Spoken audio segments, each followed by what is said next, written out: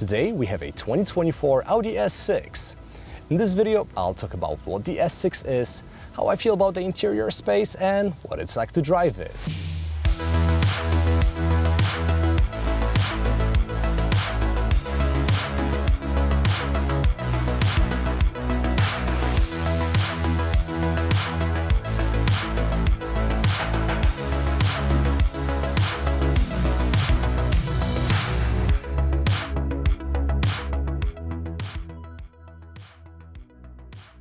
Audi's S-line of cars has always been a strong choice for drivers who are looking for a little bit of excitement in their car, and the 2024 model year marks a mid-cycle refresh for this mid-size sports sedan. It includes updated front grille, new color and wheel options, and revised technology. Now, let's get into some technical stuff, which remained the same. The S6 is based on Volkswagen's MLB Evo platform, featuring a 5-link front and rear suspension combined with air springs as standard. A sport steel suspension with adaptive dampers is available as a $350 option, and if you opt for a $4,000 S-Sport package, you will get an all-wheel steering, sport exhaust, and an active differential which can direct nearly all torque to one of the rear wheels. Now, North American market still gets a 2.9-liter twin-turbo V6 combined with an electric compressor and a 48-volt mild hybrid system. Using this setup, the S6 produces 444 horsepower and 442 pound-feet of torque. Interestingly, a Eurospec S6 is powered by a 344 horsepower V6 turbo diesel producing impressive 516 pound-feet of torque. It would be interesting to see how the diesel variant drives, but I would probably stick to the gas variant in a performance-oriented sedan. Now, before we talk how it all works together, let's take a look inside and talk about the interior space.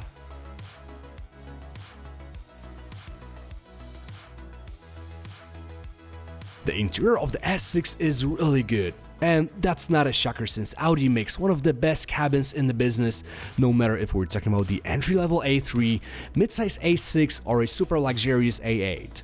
The ergonomics are great and it's easy to get around, the materials are high quality and they're well put together, giving you a great sense of solidity, and I don't say it often, you get what you pay for. The only area that requires improvement is storage. While the door pockets are pretty good size, the area under the armrest is pretty shallow and the center console doesn't offer much room for your stuff. Right behind the steering wheel, you have Audi's virtual cockpit, which remains the best implementation of digital gauges in the industry, offering a high resolution, quick refresh rate, and a good contrast. It's also very customizable. You can pick one of 3 different designs, display a full navigation map on the screen, or eliminate unnecessary information that it shows.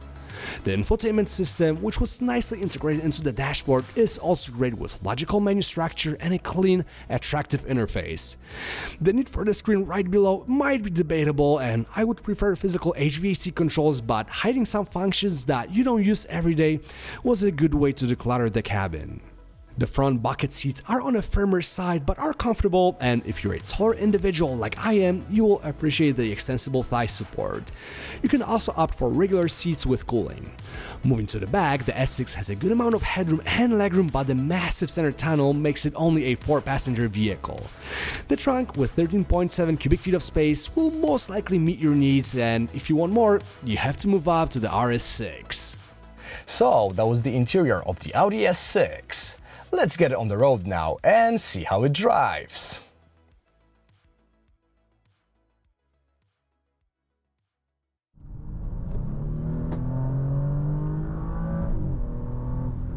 The best way to describe the S6 is a fast, super refined highway cruiser. I mean, it kinda makes sense since the S6 comes from the land of no speed limits on autobahns, at least some of them. Anyways, the level of refinement is pretty impressive. I'm talking about the suspension tuning, power delivery, NVH control, and the overall driving experience. The S6 is compliant over most road surfaces, nicely filtering out road imperfections. The cabin is super isolated, and with all the space that the S6 offers, I can't think of a better car for a road trip, from example from the Red Bull garage in New York City to the Portofino Hotel in LA. But instead of trying to beat the Cannonball record, let's talk about how the S6 did on my favorite back road. At the end of the day, the S6 is a performance vehicle, so how was it? Not as cool as you think. Don't get me wrong, the Audi is satisfying to drive and puts a smile on your face, but that's mostly thanks to the powertrain.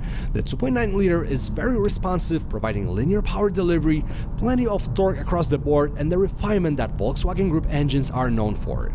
The motor was mated to an 8-speed ZF8 HP unit, and it's a match made in heaven. They work together very well, and the transmission is a class of its own with quick shifts and great logic and automatic modes. Now, acceleration is basically where the fun ends. The S6 isn't a vehicle that you want to toss around corners and search for its limitations. The standard air suspension doesn't seem firm enough, and there is a lot of body roll and understeer.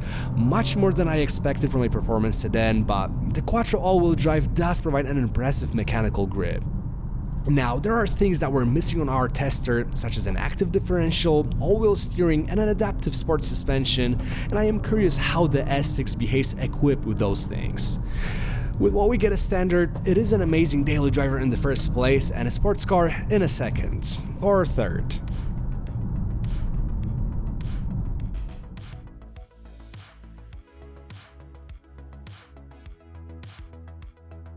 As I said in my driving impressions, the best way to describe the S6 is a fast, super refined highway cruiser that has a solid drivetrain with a decent amount of power and a well-balanced chassis with emphasis on comfort.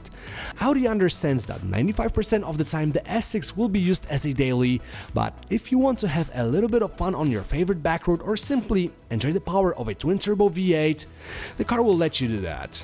It's an amazing daily driver in the first place, and I wouldn't mind having it in my garage. If you have any questions about the S6, feel free to drop a comment and I'll answer them. Thanks so much for watching, and I'll catch you later.